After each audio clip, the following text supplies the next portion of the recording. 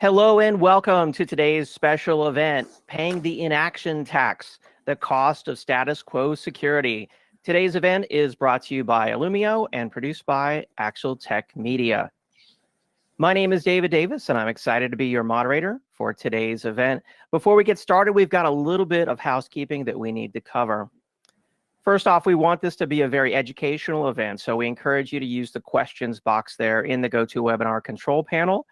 We have our Illumio expert, who I'll introduce here in just a moment, standing by to answer all of your security questions around microsegmentation. So please use that questions box as much as you'd like. We'd like to answer as many questions as you have, and we'll have a dedicated Q&A session at the end of the event. I also want to call your attention to the handouts tab there in the GoToWebinar control panel. It's there that you'll find two really well put together, very valuable documents. One is how to secure your crown jewel applications, and the other one is the cost of the inevitable cost of status quo security. So make sure you download those PDFs right there, share them with your friends, family, coworkers, because they've got some really valuable advice in there. Also, at the end of the event today, I'll be awarding a Tango $300 gift card to one lucky attendee on today's event. I'm sorry if you're watching this event on demand, the drawing has already occurred. You can find the full prize terms and conditions at our website, events.actualtechmedia.com. And with that, I'm excited to introduce our presenter for today. That is Katie Wood, Senior Product Marketing Manager at Illumio. Katie, thanks for being on. Thanks so much for having me, and thanks everybody for joining today. In this webinar, we're going to address the costs of status quo security. And what that means is that if you're failing to keep up with the best of breed preparation to prevent the spread of breaches, you may already be accruing what we call the inaction tax. In other words, technical debt around your security. And at some point, the inaction tax will come due for your organization. So for the agenda, we're going to start today with a review of some of the hard dollar costs of breach. We'll also cover some of the regulations that are assigning financial penalties to failing to prepare for breaches, and some of the ways you can reduce the cost of breach by reducing the spread of breaches in your systems through what's called microsegmentation. Next, once we've all been scared straight, we'll go into the fundamentals of microsegmentation and how we prepare to limit the spread of breaches on the network and beyond. We'll cover the why of microsegmentation, what are some of the challenges that we see customers facing that gets them thinking about it, some of the core tenets of microsegmentation and what capabilities you might look for from providers, and then finally some practical advice and experiences around how to implement a microsegmentation strategy in 5 steps. So what is the inaction tax? Well, we all know that breaches are costly, but have you ever wondered what the actual cost of a breach is? Or have you ever tried to build a business case to expand your security budget and have controls in line with the cost and the risk of protection? If you're looking for average numbers, the Ponemon Institute study is a good place to start. As you can see from this chart, the global average cost of a breach is $3.86 million. And in the US, it's double that, nearly $8 million. These costs include notification costs and post-data breach response options. Notification adds up in the US at the highest to $740,000. Post-data breach response costs are around $1.76 million in the US. And those costs include things like creation of a contact database, determination of all regulatory requirements, engagement of outside experts, inbound communication setups, special investigations, legal, identity protection services, yada, yada, yada. But as a baseline, these give you a good idea of what the averages are for 2018. How do you reduce these costs? Well, we'll get into that in the second half of this webinar, but first let's look beyond the averages to some real world scenarios and figures that actually dwarf these averages. So averages can be misleading because the new cost of breach is really no longer just the cost of the breach itself, as we saw with the Ponemon study, but breach plus fines. More regulators have taken note of the fallout from breaches at the industry level and even at the global level, and they're now assigning fines as a punitive financial sting. With these stakes, the status quo of noncompliance is really not an option anymore. So newer regulations like SWIFT or GDPR mandate compliance with standards for protecting critical data and preparing for breaches by arming your network. Here we see some additional regulations aimed at consumer privacy, national security, and protection of industries like finance or critical infrastructure. Penalties included here vary from the risk of being excluded from industry standard systems in the case of SWIFT to participate in banking, or in the case of GDPR, fines calculated by revenue with a cap of 4% of total annual turnover.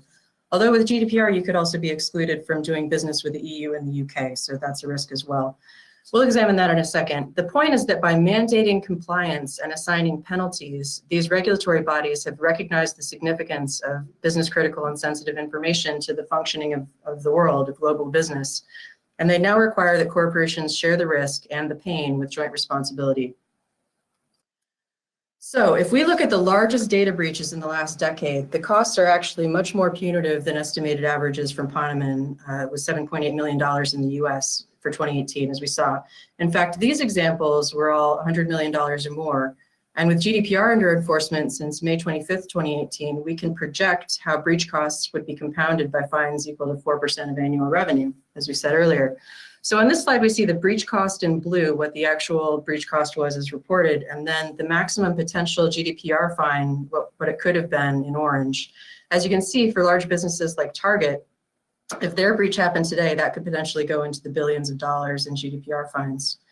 How can you limit the cost of breaches? Well, we'll get into the mechanics of the Target breach in a second and drill down on that. But if we go back to Ponemon, their research actually talks about the relationship between how quickly an organization can identify and contain a data breach and the financial consequences. So in their sample with Ponemon, the mean time to identify a breach was 197 days, and the mean time to contain it was 69 days. According to Ponemon, from their sample, companies that identified a breach in fewer than 100 days saved more than $1 million compared to those that took over 100 days.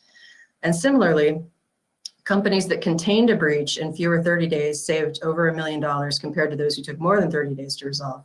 So some big round numbers of cost savings, right? The evidence shows here that detecting and containing breaches is key to saving money.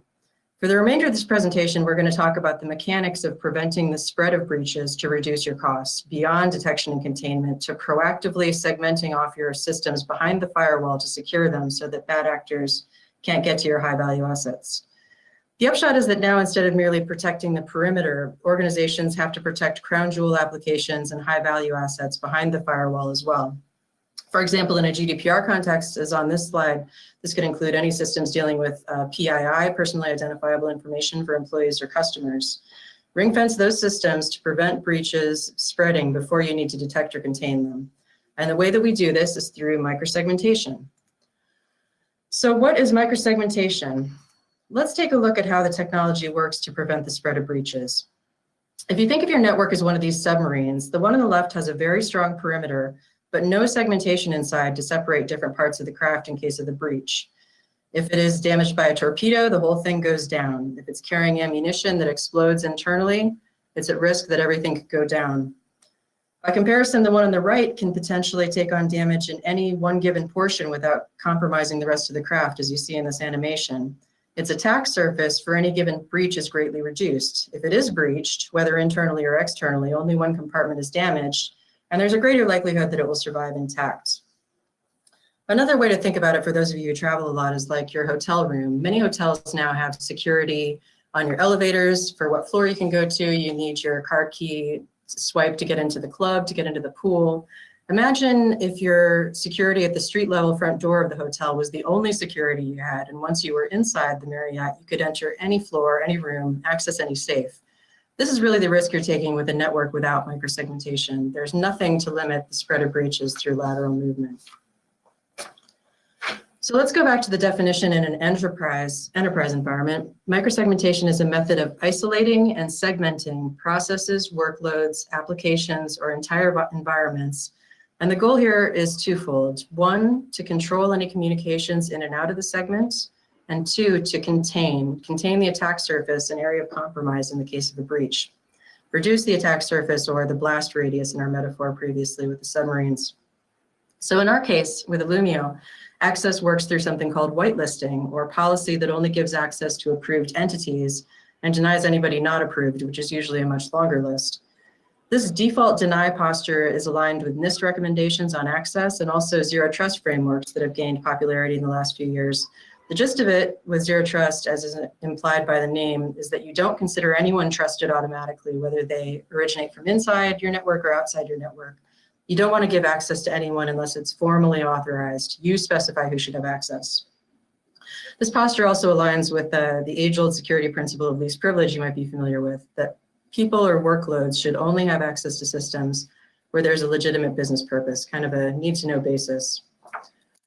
So why does microsegmentation matter? Well, going back to Target, here we see a representation of a breach in recent memory, the Target breach. Hackers went in through an HVAC vendor's portal to Target with legitimate credentials, and because of vulnerabilities in that application, they were able to move laterally through the network until they reached the point of sale system. Once they reached the point of sale system, personal information for 70 million customers was compromised. And this is a pattern we actually see over and over again. Another example is the Bangladeshi bank heist, which led to tighter regulation around ring-fencing SWIFT applications after they managed to take almost $1 billion, billion with a B. It turns out that the common denominator of most of these major breaches is lateral movement or east-west traffic. Threat actors accessing a seemingly low-value system like the HVAC portal and then spreading laterally through a network that they now have free access to until they reach the point-of-sale system or another kind of high-value asset of interest. From there, they can cause varying levels of damage, loss, theft, or exfiltration of IP. So 2018 total breach numbers were not in yet that I could find, but you can see breaches are quite common. And the average dwell time for 2018 for an infiltrator in your network was 78 days. 78 days, imagine what they can find with 78 days of surveillance. That's nearly an entire business quarter of being in your network and developing a 30-60-90 plan for targeting your key assets. Again, we see this pattern over and over. And so the question is, once a threat actor has gained access to your network via some low value asset like the HVAC portal, what is stopping that lateral movement? What do you have in place to disrupt that east-west movement? And this is really where microsegmentation comes in. These are some of the primary use cases for microsegmentation. Some enterprises just want visibility into mapping their application dependencies, as you see in the first quadrant here, without really doing any enforcement. The visibility can still be really helpful. Obviously, in the case of regulatory compliance, that's not true, but others do want to meet compliance requirements. Outside of compliance, businesses with high value assets may want to ring fence those proactively regardless of a compliance obligation, just for general risk reduction. And finally, cloud migration is another driver for reasons we're going to discuss in a second. In the last few years, we've seen a marked uptick in interest, and here are some of the reasons why. One of them, like we said, is general risk management. If you look at microsegmentation as a foundational capability, protecting your assets is just really table stakes for anyone who takes risk reduction seriously. But secondly, and sort of the topic of this webinar, there are a number of regulatory mandates out there like SWIFT and PCI, which explicitly call out segmenting your environment or portions thereof.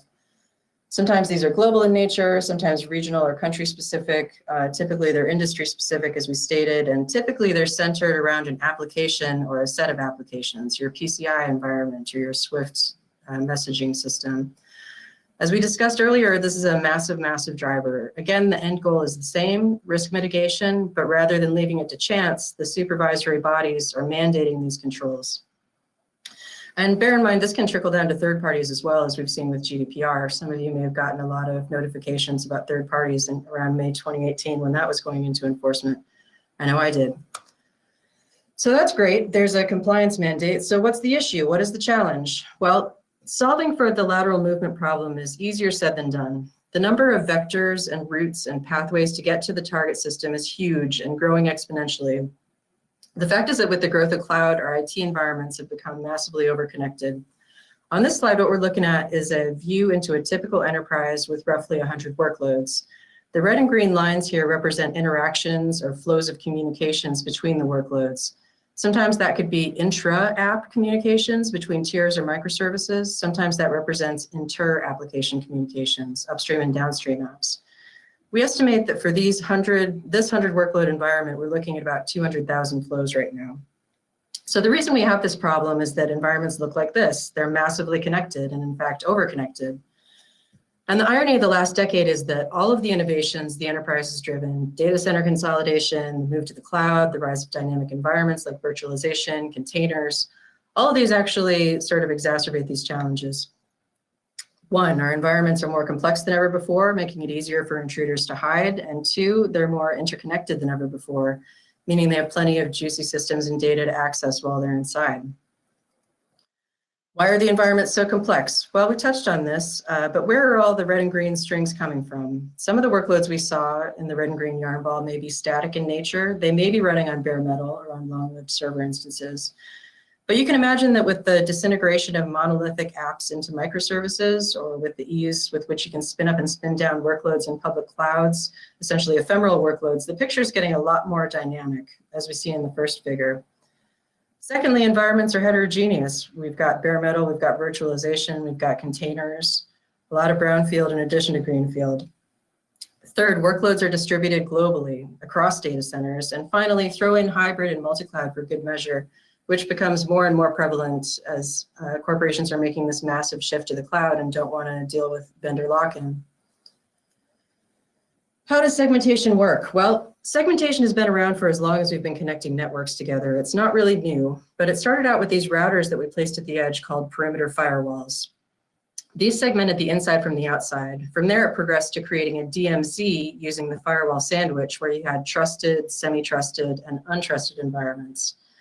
Then it went further within the network, leveraging the capabilities that networking infrastructure like switches and routers give us, with VLANs and ACLs, access control lists, that help define segments on the network. And now we see the firewall moving deeper into the data center. But customers see a lot of challenges with that approach, as we see on this slide, especially as you want to define more granular policy. There are often no methods of visibility into the flows. We mentioned earlier, some enterprises want to get into application dependency maps just to be able to have that visibility. It's time consuming, it starts to get unmanageable doing this on the network. If you remember that spaghetti mess diagram, how do you define policy for 100 workloads, let alone thousands? Firewall rules start to get unwieldy, put aside the fact that most network devices come with physical limitations on the amount of memory that they have. And that memory is where the policies and rules are kept. Operating these traditionally creates a lot of trial and error, resulting in outages. It forces all the apps to go through these choke points. You need to reroute your traffic accordingly. Because IT is increasingly dynamic, it's difficult to keep up with application changes with static policies. Finally, your physical data center firewalls can't move with you to the cloud, which leads a lot of organizations to reevaluate their segmentation options. So what are the tools available for microsegmentation? Well, clearly I'm biased here. I do sell software for a living, but this slide is an agnostic view of the landscape of microsegmentation. You'll have to explore which approach works best for you. So traditional firewalls we talked a little bit about, they can be used to segment on the network. The trade-off being that segmentation is tied to your network and can't offer visibility or control outside of it. Also, it's heavily manual, complex, time-consuming, and error-prone, rewriting firewalls when circumstances dictate, as we kind of covered. Secondly, there are vendors that segment on the hypervisor. The trade-off here being that a hypervisor vendor is going to prefer its own technology. And again, you may have limitations associated with segmenting through your infrastructure. Finally, you can segment at the workload level, leveraging the native firewalls in the OS, which means that the workload is protected regardless of where it sits. To put some hard numbers on these different approaches, let's take a look at TCO. Using status quo technology like firewalls to solve a new world breach problem may more than double the spend on security. The reason for this goes back not only to hard costs, but to some of the operational costs we were talking about. And this is really the inaction tax. If you continue with firewalls trying to approach these sort of new world breach problems, you're going to be accruing this kind of operational technical debt that will carry over until you make some sort of a change. On this slide, you see a TCO comparison for microsegmentation between traditional firewalls, hypervisor-based software-defined networking, and finally a host-based approach through Illumio. A firewall-based strategy for microsegmentation is difficult to operate at scale, as we covered previously. Managing application change requests when dealing with firewall segmentation is a non-trivial expenditure of time, and that's assuming you could even keep up without more automation. This is because you're not dealing with one firewall to protect your perimeter. You're ring fencing anything you need segmented through firewalls as well, many with overlapping policy. A big part of the problem is we're using the wrong tools. Organizations try to take the firewalls from the edge and move them into the data center, enforcing subnets and zones and restricting traffic that way. But there's some big caveats here. Choke points, you have to re-architect your entire network. It's static, it's not dynamic, it's expensive, it won't work in the cloud. More firewalls means more to manage, which means more mistakes, more human error. The upshot is that the network is not the place to enforce security policy through segmentation. It's a bad scenario, and it really doesn't scale. However, I'm going to close this with encouraging you to consider each different approach, because especially when there's an existing investment in a vendor for hypervisors or routers and switches, there's liable to be a champion in your organization already for one of these approaches. So it's helpful when you're trying to gain consensus to be able to weigh all of your options collectively, because it also allows you to disqualify different methods and move forward collectively. Just to tie off the different approaches, let's take a look at some requirements to consider. Make sure you look for visibility, because you can't protect what you can't see. Whichever system you choose should have adequate granularity to support the type of segmentation policy you require. Can it adapt dynamically, or does it need to be rewritten manually? Especially moving into the cloud, manual efforts are really doomed to failure. Automation is sort of the only way to go. Is there quantifiable risk mitigation that gives you a before and after picture of your efforts to address vulnerabilities? In a compliance scenario where you're trying to show your compliance, this is really a huge value add. Finally, is the reporting sufficient? Particularly, again, in a compliance scenario, this is really non-negotiable, as you may have to defend your methods to third parties. One easy way to get started understanding some of the operational trade-offs we've been talking about and that you're paying as an organization with this inaction tax is to benchmark your maturity. What are the trade-offs you're accepting to maintain the same, this inaction tax that you're paying for your organization operationally? Here we see a maturity model for compliance with microsegmentation. Now, I know the font is very small, but the gist is that without the best of breed microsegmentation solution, you're going to be in the red column on the left. You will have a reactive, manual, point-in-time approach to compliance audits, which is long-term unsustainable. You're going to be wasting your weekend and your budget. As the chart shows, moving left to right, the trick is to gain visibility, because you can't protect what you can't see. Once you've done that and that visibility, you can align your organization, which typically means working with your application owners to attest to developing policy and then turning on enforcement. Then finally, having a means of repeatable real-time reporting that you can give to auditors or regulators. The benefits of this are many, including being in compliance, being operationally straightforward and simple compared to other approaches. Just something to think about as you're trying to weigh the trade-offs, the benefits, and the cost of change. So nothing to it, right?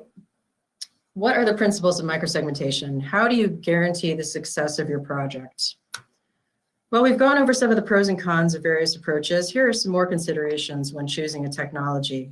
These are really the essential ingredients of a successful microsegmentation project. If you're going to understand and control the mess of the modern data center in the cloud, you need a different approach that addresses these 5 things.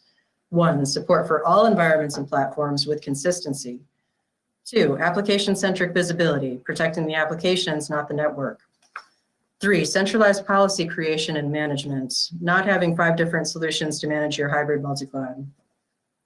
4, adaptive and automated, because again, manual efforts will not scale, and really in the cloud, automation is your friend.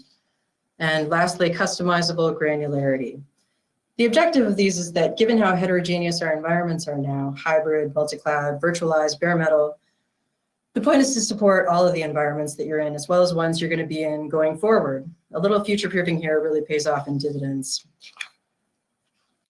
For context, it's also useful to think about what you want to do with microsegmentation from the outset. What is the why? What are some of the types of microsegmentation that enterprises deploy? Well, it happens in various ways. There's environmental segmentation, separating development and production environments. This can also have a regulatory flavor to it, depending on how large your business is. Regulators are interested in this as well, especially if development is interfering with your production environment. Application segmentation to control activity into and out of a critical application, like we see with SWIFT and PCI. Tier segmentation, separating web, database, and application servers to reduce the ability of attackers to move freely through an application. Finally, there's process segmentation, for example, protecting Active Directory, if you'd like to control communications down to the process level and automatically adjust policy there. Sometimes we call this nano-segmentation. So now we've covered the technology and our requirements, let's take a look at the process involved. Once you've nailed your requirements and decided on a tool in step 1, we've covered that pretty rigorously. The next step is to identify the low-hanging fruit that will give you the biggest return for your efforts. Bang for your buck. Which system do you want to segment first? You don't want to boil the ocean all at once. Once you've got a plan, you need to map your application dependencies to get that visibility, unraveling the big red and green ball of yarn that we saw in the previous slide. You need visibility for this because you can't protect what you can't see. Next, build, test, and enforce your policy. Then decide iteratively what to tackle next. You can start out with coarse-grained policy and become more granular as you go. You can also spread through the environment at your own pace. There's no need to put the cart before the horse. We've covered some requirements for your tools at length, but let's just underscore here that they should offer you visibility, they should work across environments to give you consistent policy management, and they should be operationally simple to maintain with automation and scale in mind. Next, decide what to segment first. You don't want to segment everything at once. It's like that old joke about how you eat an elephant, one bite at a time. If you're under a compliance mandate, you might have a really good idea of what you need to segment first, like your PCI or SWIFT systems. Otherwise, it's worthwhile to think about what your most high-value assets are, what their connectivity to other applications is or their exposure. And finally, what your adversaries' motivations might be in accessing them. Why are they valuable? Because this is a cross-functional process, you'll also want to think about the people factor, the application owners involved you'll be collaborating with.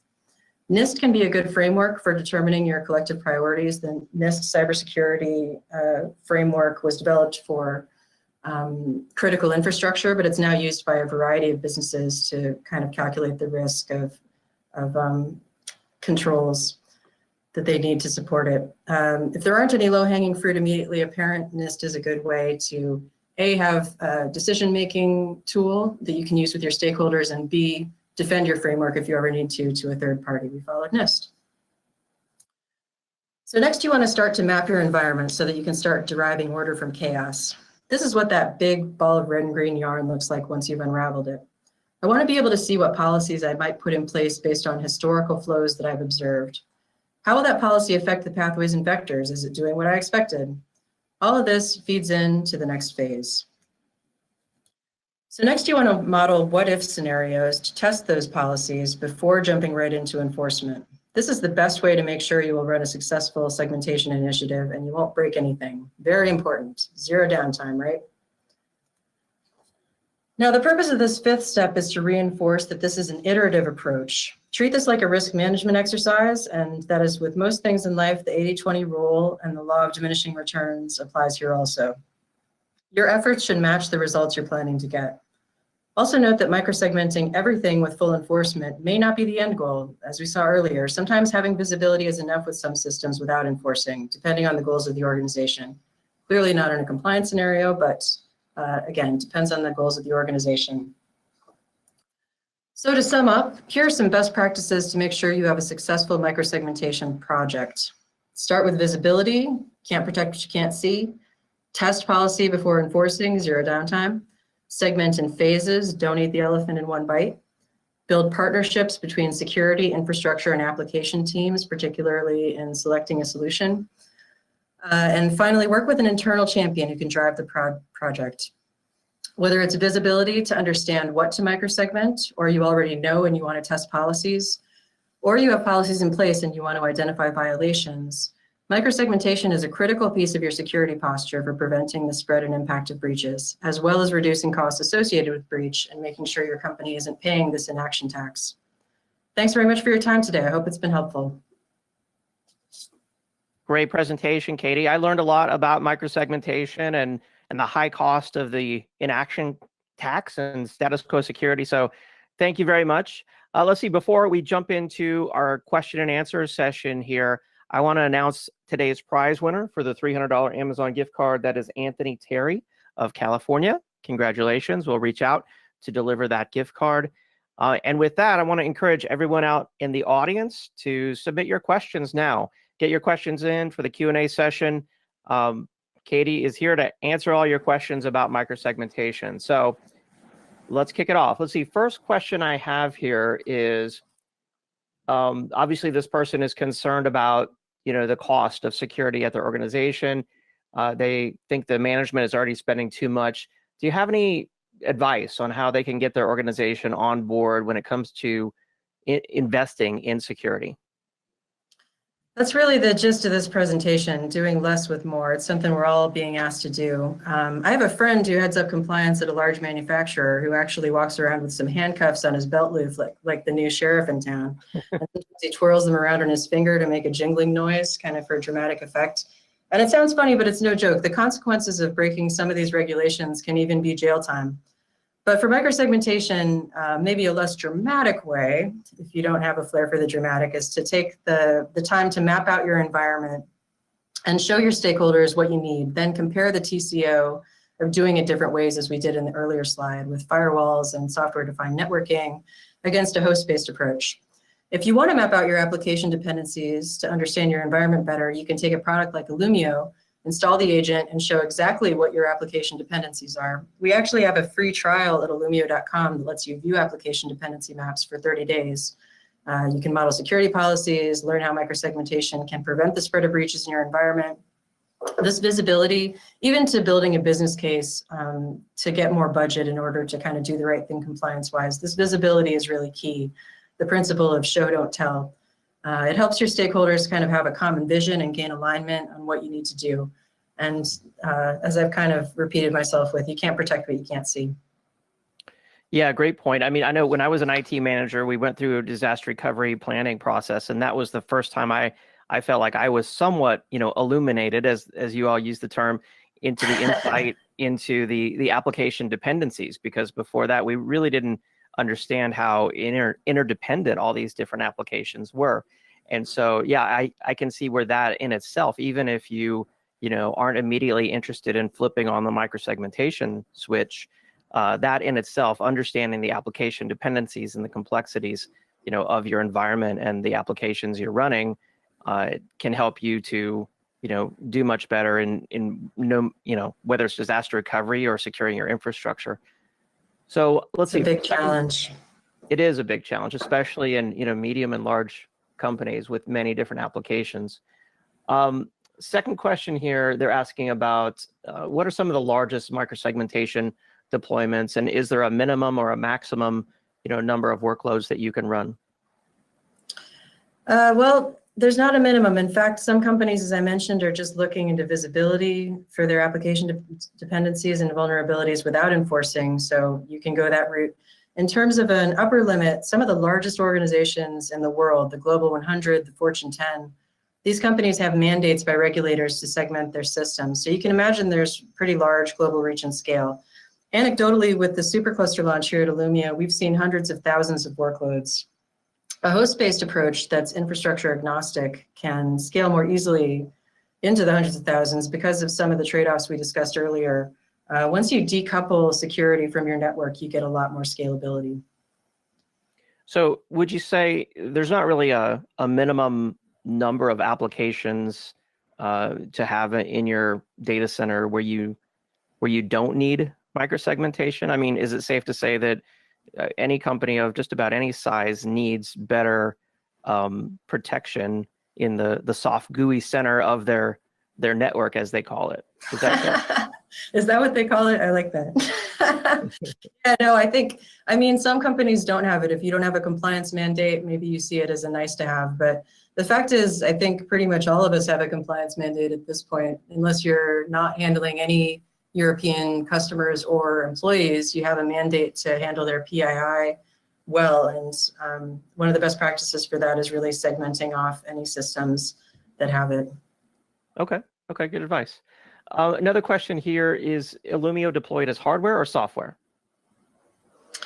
Illumio is software. It installs through an agent on your host, which allows it to work across most any kind of environment. The software orchestrates the native enforcement points that are already in your application, so the native firewalls, rather than requiring you to touch your network at all.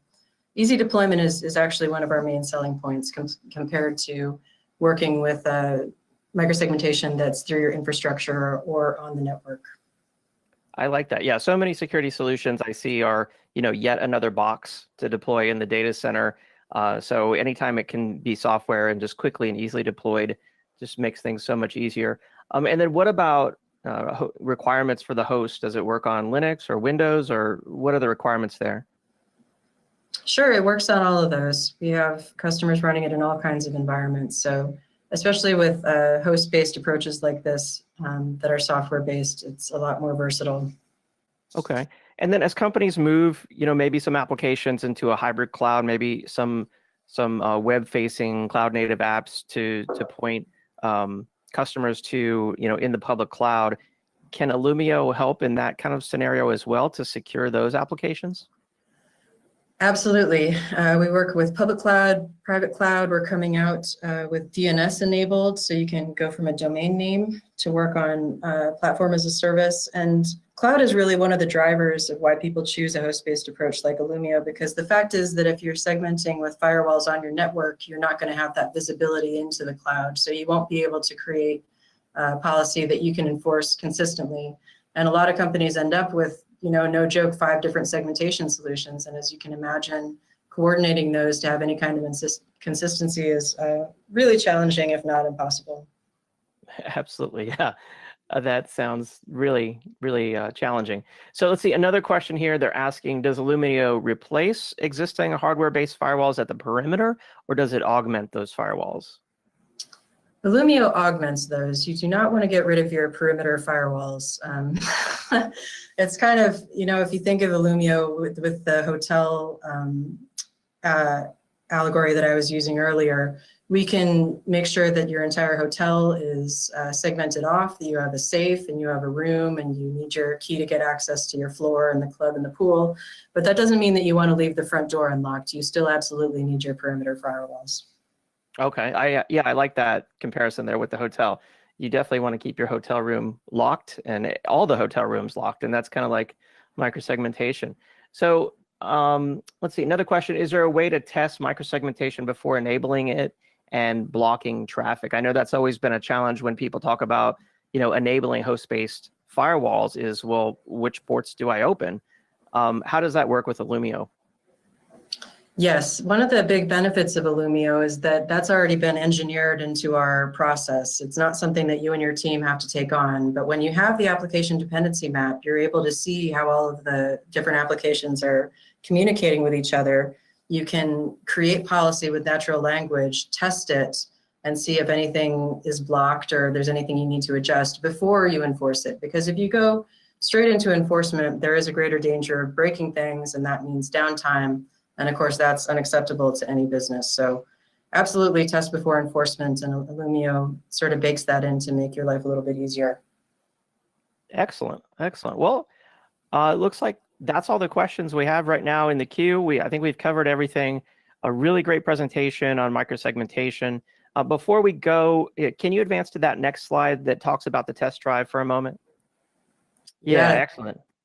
Yeah, so I wanted to call the audience's attention to this information here. If you go to illumio.com/TD for test drive, you can check out the guided tour, you can start a free trial or get a custom demo. So make sure you check out illumio.com/TD for test drive. And also make sure you check out the handouts that are available for download there in your audience console. Katie, it's been a great webinar, a great presentation. Thank you so much for being on today. Thanks so much for having me. And thank you everyone out there in the audience for joining today's webinar. I hope that you learned a lot and had some fun while you're doing it. I hope to see you on the next event. Have a great day.